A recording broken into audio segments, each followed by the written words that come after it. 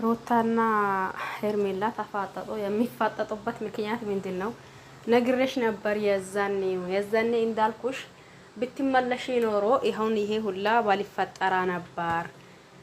አሁን ደግሞ ከኔ ህይወት ምንድነው? ትላንት በነገራችን ላይ ከትላንት ወዳ አስጠንቅቃ ተናግራለች ሩታ ለዴቪና እንዲሁም ደግሞ ለብዙዬ እናንተ ቤተሰብ ናችሁ፣ ምንም ላደርጋችሁ አልችልምና ምንም አትግቡ ወይም ደግሞ እሱን አይጠይቁ ማለት አልችልም። ስለዚህ የባካቸውን ከዚህ በኋላ ሌላ ነገር እንዲፈጠርና እንዲሁም ደግሞ ሌላ ችግር ውስጥ እኔንም ይሁን እሷን ለማስገባት ካልፈለጋችሁ እዚህ ቤት እግሯን ድርሽ እንዳይል አሁን ከአንድም ሁለት ከሁለቱም ደግሞ ሶስት እሷ እዚህ ቤት የምትመጣበት ምክንያት ምንም አይነት ምክንያት የላትም።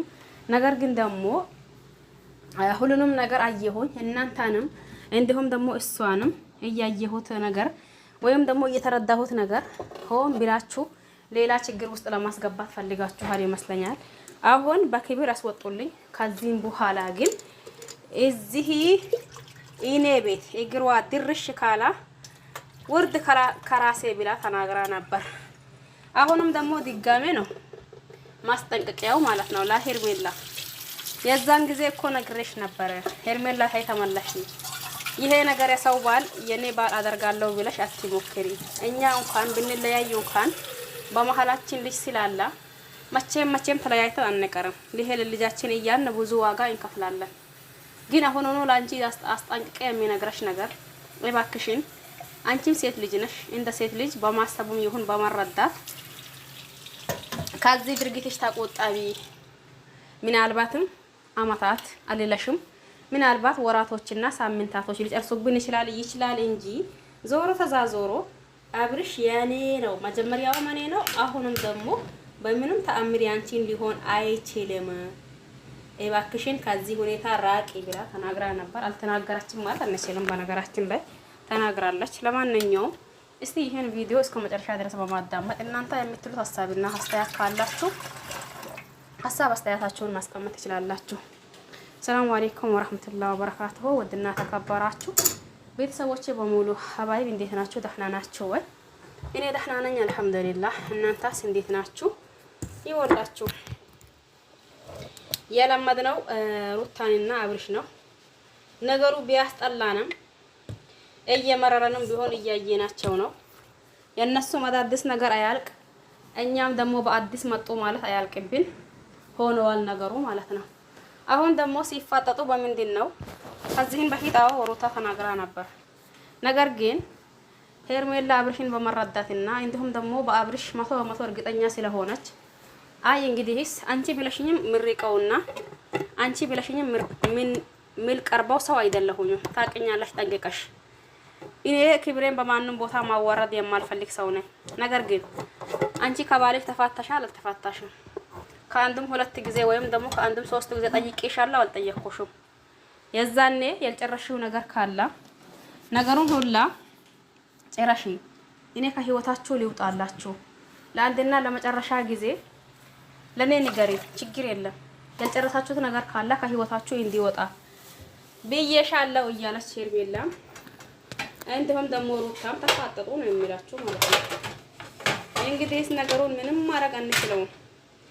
ሩታም እዚህ ጋር ጥፋት አላት። አንደኛው የዛኔ ስትናገር ሄርሜላ እኔ ማንን ስለወደድኩኝ ማንን ስለጠላሁኝ የሆነ ነገር ማለት አልፈልግም። በነገራችን ላይ ታቆኛላችሁ በትክክል እኔን የምታዳምጡኝ ማለት ነው። እዚህ ጋር የሩታ ጥፋቷ ምንድነው? የዛኔ ከአብርሽ ያልጨረሽው ጉዳይ ካላ በኋላም ጭቅጭቅ እንዳይፈጠር በኋላ ደግሞ ምጽፈሽ ነገር ካላ አሁን ነው እድሉን ሰጥቼሻለሁ ወይ እባክሽን ያልጨረሳችሁት ጉዳይ ካላ ንገሩኝ እያለች ሄርሜላ ጠይቃለች። ማንን? ሩታንና እንዲሁም ደግሞ አብርሽን። በዛ ሰዓትኛም ደግሞ ብዙዎቻችን እንደ ሄርሜላ ምን ሆና ነው? ይሄ ጥያቄ ሲጀመር ለሩታ አይደለም ያፈቀረችው አብርሽን እንጂ ሄርሜላ ማለት ሩታን አይደለም። ስለዚህ ይሄ ጥያቄም ደግሞ የሩታን ቦታ የሚወስድ ጉዳይ አይደለም። አንዱን ቁርጡን ማወቅ ይፈልጋለሁ ካለች አብርሽን መጠየቅና የአብርሽ መልስ በቂ ነው። ስለዚህ ለምንድን ነው ሄርሜላ በዚህ መልክ እንደዛ የምትሆነው ብለናል። ያልነውን አላልናም አንልም። ገባችሁ አይደል? ያልነውን አላልናም አንልም። አሁን ደግሞ ሩታ የዛኔ ተናግሬ ነበር። ምንም የሚጸጽተኝ ነገር የለም። እንደ ሴትን በማሰብና እንደ ሴት ልጅ በመረዳት እንደትጎጂም በማሰብ ይሄ ሽበት መንገድ ልክ እንደሊሆና ነግሬሽ ነበርኩኝ። አሁን የአብርሽን ሲሙን መጥራትና እንዲሁም ደግሞ አብርሽ የሚለው ፊደሉን መጥራት አትችይም እያለች መጣች ማለት ነው። እዚህ ጋር ቀደም ብዬ ነግሬያችኋለሁ። ሩታ ጥፋት አለባት። ለምን ጥፋቷ ደግሞ ምንድነው? የዛኔ ስጠይቃት ሄርሜላ ከአብርሽ ያልጨረሰችው ነገር ካለ አይ አሁን አትግቢ፣ በዚህ መካከል መግባት የለብሽም፣ እኔ ፈልገዋለሁኝ፣ ነገሮችን ከተስተካከሉልኝ እሞክራለሁኝ፣ ካልተስተካከሉልኝ ደግሞ ዞሮ ታይበታለሽ። ስለዚህ አሁን በዚህ ሰዓት ደግሞ አብርሽ ላይ አትምጪ፣ እኔ ገና ያልጨረስኩ ጉዳይ አለ ብትል ተገቢ ነው ብዬ አስባለሁ። የዛኔ ሄርሜላ ስትጠይቃት ማለት ነው። ገባችሁ አይደል?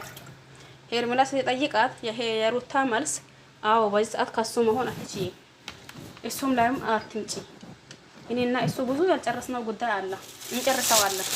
ከተለያየን የትም አይሄድብሽ፣ ካልተለያየን ደግሞ ሌላ ሰው ፈልጊ፣ አያነሽ እድልሽን እዛ ሞክሪ ማለት ነው። አሁን ነገሩ ማን ላይ ነው የምንፈርደው? ማን ነው ጥፋተኛ? የተናገረችው ተናግራለች፣ አልተናገረችም ማለት አንችልም። ማን? ሩታ። ግን ሄርሜላም ደግሞ አልጠየቀቻትም ማለት አንችልም። ያልጨረሽው ጉዳይ ካለሽ ሩታ እያለች ጠይቃታለች።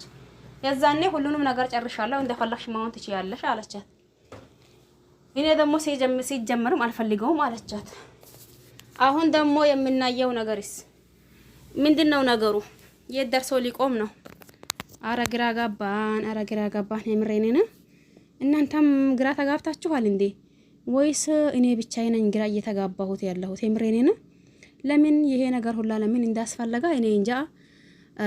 ሩታም ይሁን ማን ነው ኢፍሬም፣ በመጀመሪያ የሚቀድመው የአብርሽ ደህንነት ነው። ተግባባን አይደል? አብርሽ ደህና ከሆነ ሩታን ከሩታ አሁን እኮ ይሄ ነገር እንዲህ ማለት መናገር እንደትችሉ የሚያደርጋችሁ ነገር አለ። ምን መሰላችሁ? እዚህ ጋር አብርሽ የመጀመሪያው አብርሽን አይደለም። ገባችሁ አይደል? የመጀመሪያው የምናውቀው አብርሽን አይደለም። ታዲያ በዚህ መካከል አብርሽ የኔ ነው፣ አብርሽ ያንቺ ነው፣ ያንቺ ነው የሆነው፣ አረ የኔ ነኝ ማለት ተገቢ ነው ብዬ አላስብም ሲጀመር ማለት ነው። ለምን? ዋናው ነገር በሁሉም ነገር ይደረስበታል። እሱ ሰላም ከሆነና እሱ ጤናማ ከሆነ ነው። ተግባባን አይደል? የሩታንም ሆነ የሩታ የሄርሜላንም ሆነ የሄርሜላ አሁን ዋነኛ አንደኛው መስፈርት የጥያቄ ሁሉም መልሱ እሱ ጋር ነው ያለው። አሁን ባለበት ሁኔታ ሁላችንም እያየን ነው፣ እየተረዳና ነው። ከሩታ ነው ያለው። ነገር ግን ደግሞ ከጊዜ በኋላ ምናልባት ሁኔታዎች ሲቀየሩና ራሱን ወደ ራሱ ሲመለስ የሚፈጠር ነገር ብዙ ነገር ሊኖር ይችላል። ስለዚህ በመጀመሪያ ሩታም ይሁን ሄርሜላ ከመጨቃጨቃችሁ በፊት ዋናው እሱ ደህና ይሁንና እንደ መጀመሪያው ይምጣ። ከዛም በኋላ ደግሞ እናንተ መጨቃጨቃችሁ ይደርሳል ነው ያልኩት እኔ።